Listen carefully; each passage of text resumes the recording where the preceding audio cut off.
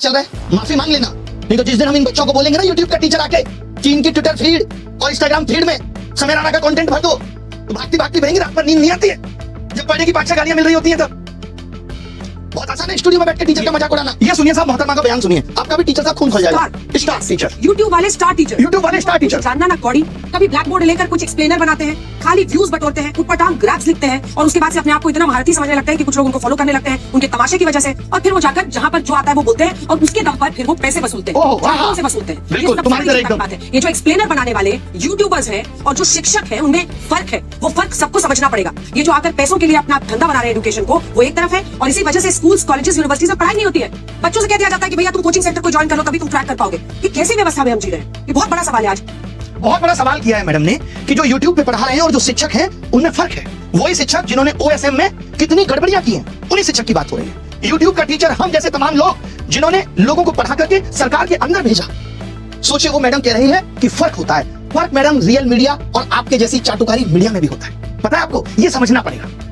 जिस तरीके से आप कह रही ना व्यूज के लिए, आप टीआरपी के लिए किस तरीके से स्टूडियो के अंदर घमासान कराती हैं वो दुनिया ने देखा है कि कोई लॉजिक नहीं, सिर्फ उलूल जुलूल बातें। ये पत्रकारिता है तुम्हारी, इसको नंबर मिलने चाहिए। ये पत्रकारिता है। ये देखिए, झामुड़ी सिर्फ एक स्ट्रीट फूड नहीं है, ये इमोशन है, ये इमोशन है झामुड़ी, एक जज्बात है। जिसमें सरसों के तेल की तीखी खुशबू,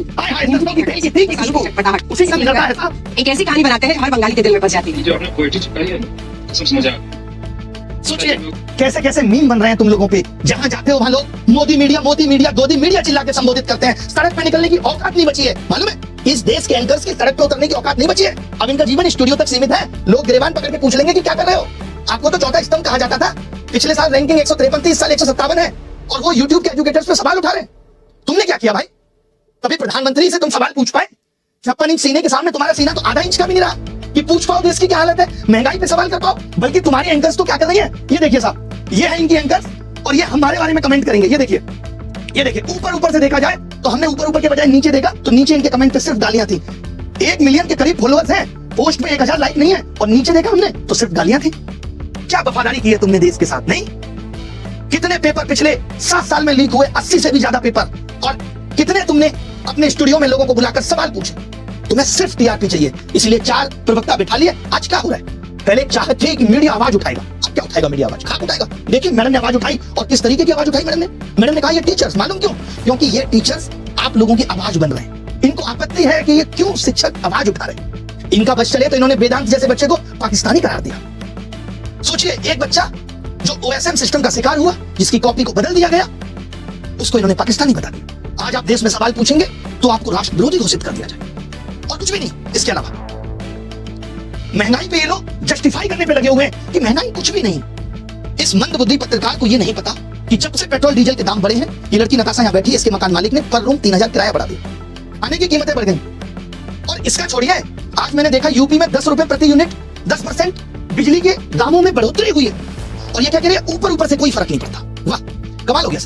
शर्म आनी चाहिए तुम लोग। कभी देखो गिरेबान में झांक के, लोगों को नर्क में जगह मिल जाती है, तुम्हें वहां भी नहीं मिलेगी। शिक्षकों पे जैसे कौन, खान सर जैसे लोग भाई आवाज उठा रहे हैं। तो ये क्या कह रहे हैं कि ऐसे टीचर्स और तमाम शिक्षक आवाज उठा रहे हैं बच्चों की। कोई एसएससी जीडी की आवाज बन रहा है, कोई यूपी एग्जाम्स की आवाज बन रहा है, कोई एसएससी की आवाज बन रहा है। इनको आपत्ति है। ये कह रहे हैं कि इसीलिए यूनिवर्सिटी में पढ़ाई नहीं हो रही क्योंकि कोचिंग है, और जबकि उल्टा है कि यूनिवर्सिटी में पढ़ाई नहीं हो रही इसलिए कोचिंग बनी, क्योंकि भारत का एजुकेशन सिस्टम इतना कमजोर पड़ गया था। कमाल हो गया भाई। एक एक करके हर एक चीज पे बात करेंगे। बहुत दुख है दिल के अंदर, इन सबकी भी गांठें तोड़ेंगे, बताएंगे हर एक चीज के बारे में। अंजना की बच्ची कह रही है कि यूट्यूब टीचर्स को 2 कौड़ी का ज्ञान नहीं होता। मैं अपनी बात करूं तो 5 बार सरकारी नौकरी निकाल के यूट्यूब पे फ्री पढ़ाने निकले थे, और आज भी अभिनव मैथ्स ऐप खोल के देख लीजिएगा, किसी कोर्स का कोई प्राइस नहीं है। देख लीजिएगा खोल के, हमने शिक्षा को फ्री बनाया, और तमाम ऐसे शिक्षक थे जिन्होंने शिक्षा को अफोर्डेबल बनाया। कोचिंग किस दौर में नहीं थी? किस दौर में कोचिंग नहीं थी? बताओ मुझे। मैं एक सवाल तुमसे पूछना चाहता हूं अंजना, आप कहने लायक आप हो नहीं कि अगर यूट्यूब टीचर्स को कुछ नहीं आता तो जो लाखों बच्चे JEE NEET, SSC, bank, railway, UPSC, JEE NEET और अन्य परीक्षाएं निकाल रहे हैं, उन्हें पढ़ना कौन रहा है? चाचा तुम्हारे हैं?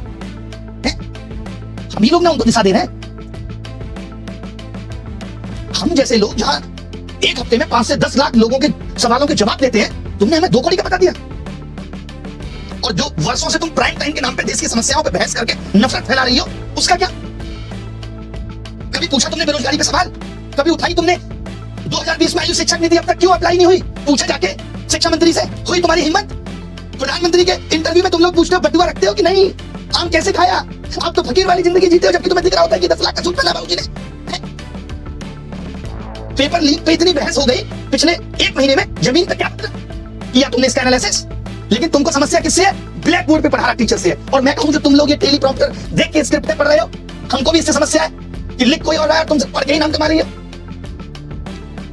अगर स्कूल कॉलेज यूनिवर्सिटी इतने शानदार चल रहे हैं तो क्यों आ रहा है बच्चा यूट्यूब पे पढ़ने, और क्यों कोचिंग की तरफ आ रहा है? शौक से कोचिंग ज्वाइन कर रहा है बच्चा, उसे पता है कि ये व्यवस्था उसे मजबूर कर रही है। स्कूलों में नहीं पढ़ाया जा रहा, स्कूल बंद हो रहे हैं, स्कूलों में एक शिक्षक है, महिला के लिए टॉयलेट नहीं है स्कूलों में, क्योंकि हमारे देश के नेता प्राइवेट स्कूलों का उद्घाटन करने में बिजी हैं। वो प्राइवेट एजुकेशन को प्रमोट कर रहे हैं क्योंकि वहां से पार्टी को चंदा मिलेगा। उठाए तुमने इन सब पे सवाल? तुमने तो सबको कह दिया, नाम लेके कुछ एक को कह देती जो लोग सच में धंधा कर रहे हैं। तुमने तो सब मेहनती शिक्षा, करोड़ों छात्र, सबका अपमान कर दिया। कोरोना में स्कूल बंद थे, इसने संभाली शिक्षा व्यवस्था। तमाम टीचर आए उस टाइम यूट्यूब पे, जिन्होंने लोगों की जिंदगी बदल के रख दी। तब करोड़ों बच्चों को शिक्षा तुम पहुंचा रही थी। कुछ भी आके बोल देना है, मजाक चल रहा है, माफी मांग लेना। नहीं तो जिस दिन हम इन बच्चों को बोलेंगे ना यूट्यूब का टीचर आके कि इनकी ट्विटर फीड और इंस्टाग्राम फीड में समय राणा का कंटेंट भर दो, तो भागती भागती भरेंगी, रात भर नींद नहीं आती है जब पढ़ने की 5-6 गालियां मिल रही होती हैं। तब बहुत आसान है स्टूडियो में बैठ के टीचर का मजाक उड़ाना। हमें पता है कि हम जैसे लोग हैं जो बच्चे की फीस की चिंता कर रहे हैं, उसकी बेरोजगारी देख रहे हैं। भले ही 2 कौड़ी का ज्ञान हो हमारे पास, आवाज उठा रहे पेपर लीक पे। आपने कितनी उठा ली आवाज? तुम तो उस वक्त 2000 के नोट में तुम्हारी इस सहायिका चिप बता रही थी, झालमुड़ी पे तुम ज्ञान दे रही थी। मेलोडी क्यों मेलोडी होती है, इस पे देश का समय बर्बाद कर रही थी। बच्ची हो अभी, जिस दिन बैठ जाएंगे ना कुर्सी पे, बहस भूल जाओगी क्या होती है। 2 कौड़ी का ज्ञान है, 2 कौड़ी। अभी आदर्श शिक्षक समुदाय मिलकर अलग अलग कोर्ट में डिफेमेशन लगा देगा, भागती भागती फिरोगी। हल्के में मत लेना शिक्षकों को, और आज के बाद इस तरीके की बातें मत करना। मैं मानता हूं डायलॉग पीछे से लिख के आया होगा कि तुमको पढ़ना है, पढ़ने से पहले सोच लिया करो किसके लिए पढ़ रही हो।